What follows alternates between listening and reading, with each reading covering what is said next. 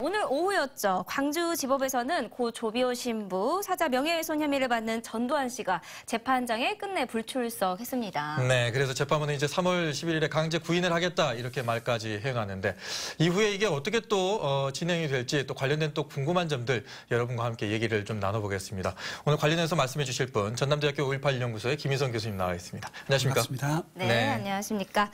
오늘 재판에 피고 전두환 씨 결국 불출석했습니다. 어떻게 생각하시나요? 네, 오늘 전두환 씨는 이제 독감에 의한 고열로 네. 재판에 참석할 수 없다라고 재판 연기 신청을 했고, 재판부는 이제 더 이상 재판을 연기할 수 없다. 네. 그래서 다음 이제 3월 11일 날은 강제 구인장을 발부해서라도 재판을 진행하겠다라고 오늘 입장을 밝혔죠. 그래서 전두환 씨는 이제 2018년 8월 이번 재판이 진행된 이후에 관할 이전을 신청을 했고 또 여러 가지 이유를 들면서 재판을 지금 차일피일 연기 신청을 계속 해왔거든요. 네. 오늘은 이제 독감이라는 그리고 독감에 따른 뭐 발열이라는 그래서 하다 이제 독감 핑계까지 대면서 네. 이번 재판을 연기하고 있다는 비판을 받을 만합니다. 자, 그러면 이번 재판이 왜 시작되게 됐고 또 어떻게 진행되고 있었는지를 먼저 좀 소개를 좀 해주시죠.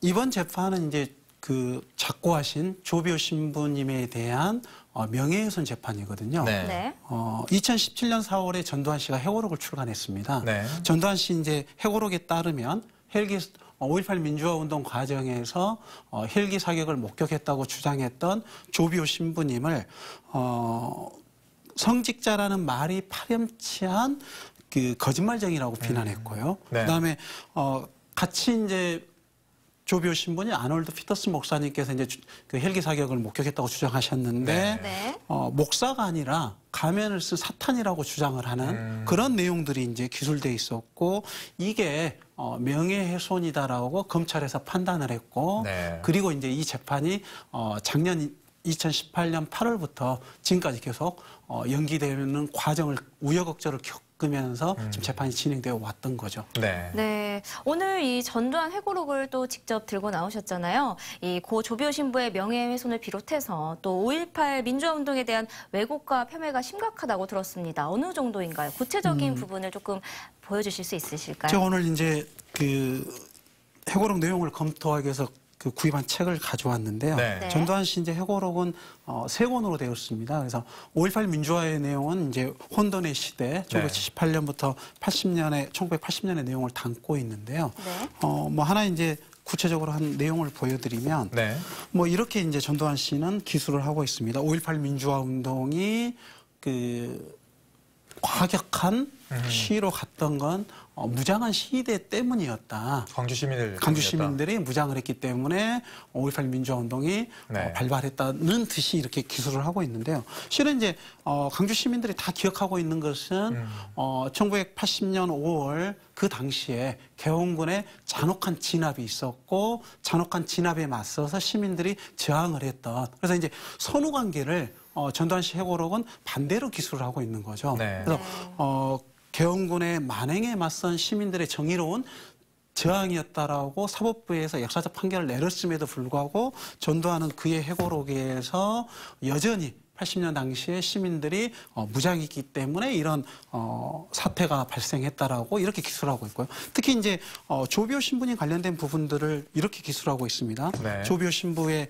증언을 거짓이라고 주장하면서 파렴치한 거짓말쟁이라고 했습니다. 네. 이게 참 입에 담기 곤란한데 성직자 씨거든요. 성직자에 대한 비판을 아주 이렇게 사실에 기반하지 않는 내용들을 전두환 회고록 내용에 다 담고 있었기 때문에 심지어 이제 재판부 법원에게 이제 명예훼손을 둘러싸고 그다음에 이 내용을 가지고 출판금지 가처분 신청이 청구됐었을 때 네. 대한민국 법원에서는 전두환 씨 회고록의 69가지의 내용들이 다 왜곡이다. 네. 네. 어찌 보면 전두환 씨의 회고록 전체가 새빨간 거짓말이라고 볼 수 있는 거죠. 이 판단은 법원에서 내렸던 판단입니다. 그리고 이 전두환 씨의 회고록을 출판할 수 없도록 금지 처분을 내렸던 거죠. 네. 교수님은 근데 이제 연구 목적으로 그 책을 사셔야 됐었잖아요. 네. 예, 좀 씁쓸하셨겠어요. 아무리 연구 목적이긴 하지만 그 책을 사셨을 때는 마음이 좀. 전두환 이제 해고록을 보면 네. 대체적으로 이제 해고록이라고 하면 그 고위 공직자로 근무했다던가 아니면 이제 대통령까지 역임했던 분이었기 때문에 네. 해고록의 내용이 이제 새로운 국민들이 알지 못하는 새로운 내용이 있을 거라는 기대가 있었고 그렇죠. 또 하나는 이제 전두환 씨가 그 5.18 학살과 직접적인 관련자이기 때문에 네. 네. 진솔한 사과를 하지 않을까라는 기대를 갖고 있었던 거죠. 네. 왜냐하면 이제 전두환 씨가 해고록을 냈던 시기는 이제 자기 인생을 정리하는 그런 책이었기 때문에 네.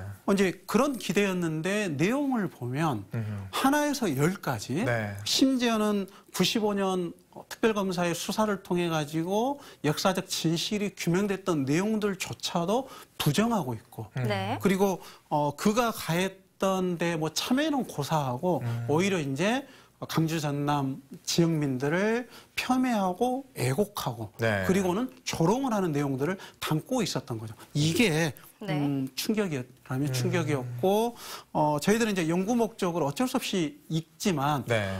이 내용은 출판 금지되는 게 당연합니다.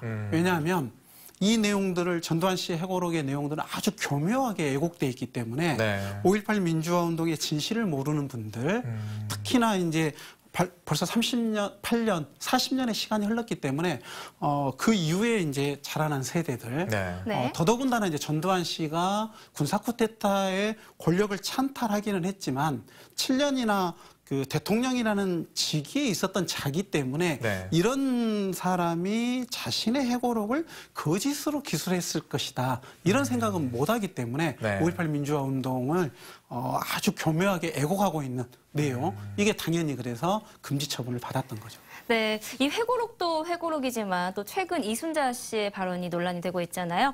남편 전두환 씨가 민주주의의 아버지다 이런 네. 발언을 했는데 재판을 앞두고 왜 이런 인터뷰를 했을까요? 이제 연초에 네. 네. 이순자 씨가 5.18 민주화 운동을 지속적으로 애곡해왔던 구구 인터넷 방송하고의 신년 이제 기자회견을 했죠. 신년 네. 기자회견에서 방금 이제 말씀하셨습니다마는 전두환 씨를 민주화의 아버지라고 이야기했고 네. 더 이제 나아가서는 5.18 민주화 운동에 대해서 애국과 폄훼의 기존의 주장들을 그대로 이제 반복하고 있었죠. 그래서 네. 제가 봤을 때는 이제 보수 세력을 결집을 시도하는 의도인 것 같고 네. 실제 오늘이 이제 재판부에서는 전두환 씨를 강제 구인을 해서라도 3월 10일 날 재판정에 세우겠다라고 그런 결정을 내렸지만 전두환 씨 사저에서는 구구 보수 세력들이 모여가지고 네. 이런 이제 강제 구인에 대한 비판하는 집회를 가졌거든요. 네. 네. 그래서 이분들이 뭐라고 이제 주장을 했냐면 3월 11일 날 강제 구인을 하려면 자신들을 밟고 지나가라.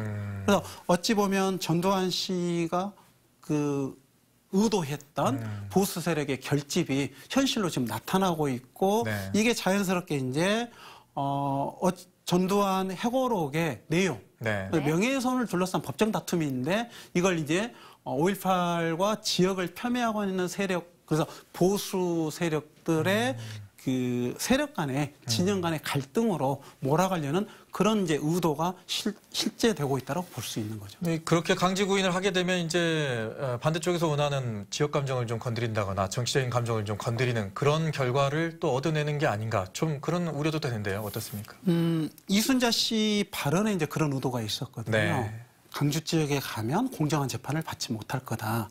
근데 7년 동안 대통령을 재임했던 자의 부인이라는 사람이 네. 어디 지역에서 재판을 받더라도 동일한 이제 그 사법부 체계에 있기 때문에 공정한 재판은 당연한 거죠. 그럼에도 네. 불구하고 강주라는 지역에서 재판을 받으면 공정한 재판이 안 될 것이다라고 지역 감정을 자극하는 발언을 하셨거든요. 이런 걸 보면 지금 이제 재판을 그 2년간 진영 간의 갈등으로 몰아가고 또 하나는 계속 핑계를 대면서 재판을 회피하려고 하는 네. 재판을 회피해서 사법부의 최종적인 판단을 받지 않으려고 하는 그런 의도까지 네. 있는 거죠. 광주로 와야 되는 이유는 명백하게 있는 거잖아요.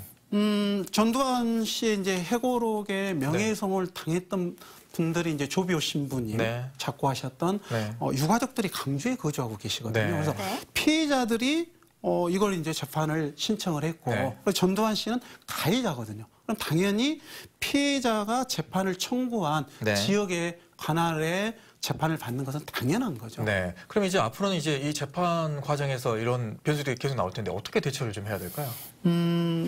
이제 전두환 씨, 이순자 씨가 쭉 보여주는 형태는 재판을 결과를 받지 않겠다는 것 같아요. 네. 그래서 왜 그러냐면 지금 전두환 회고록은 출판 금지 처분을 법원에서 수용을 했거든요. 법원에서 수용을 했다라는 건 뭐냐면 5.18 민주화 운동에 대한 내용이 애곡됐다라는 걸 거의 사법적 판단은 이제 이루어진 거죠. 네네. 네. 그리고 이제 명예훼손 재판의 과정으로서 재판에서 이제 결과만 나오는 거기 때문에 네. 어찌 보면 그 결과는 정해져 있다라고 보는 게 맞은 거죠. 왜냐하면 출판 금지가 이루어졌기 때문에. 네. 그래서 전두환 씨는 결과적으로는 그 사법적 단죄를 피하고 이걸 계속 이념의 그 논쟁으로 끌어가면서 자신이 책임져야 될 사법적 책임을 회피하려는 의도로 네. 볼 수밖에 없죠. 네, 그렇다면 그 5.18 광주 민주화운동 진상조사위원회 출범은 언제쯤 가능하다고 생각하고 계시나요? 오늘 자유한국당이 하기로 했는데 또 안 했지 않습니까?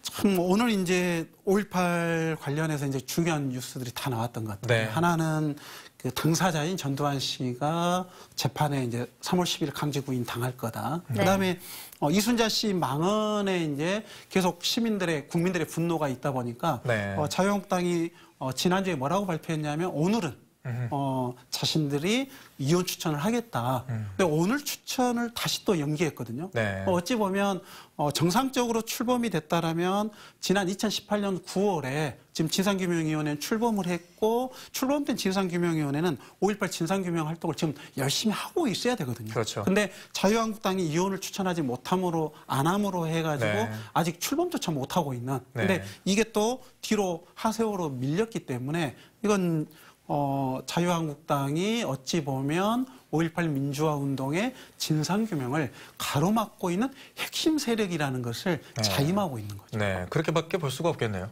네. 그리고 오늘 또 이제 실시간 검색어에 항상 계속 올라와 있었잖아요. 이 전두환 씨 국립묘지 안장 찬반이 올라와 있었는데 물론 60% 이상이 반대 의견이긴 했지만 뭐 진실한 사과와 이런 부분들이 해결이 않기 때문에 이런 논의가 이루어진 것이 아닌가 이런 씁쓸한 생각이 들었습니다. 네. 자, 역사는 좀 정리가 돼야 될 것 같습니다. 정리가 되지 않으면 또 혼돈만 있게 되니까요. 꼭 잘 정리할 수 있도록 우리가 끝까지 여기에 대해서 주의 깊게 보고 있어야 될 것 같습니다. 오늘 말씀 고맙습니다. 네, 감사합니다.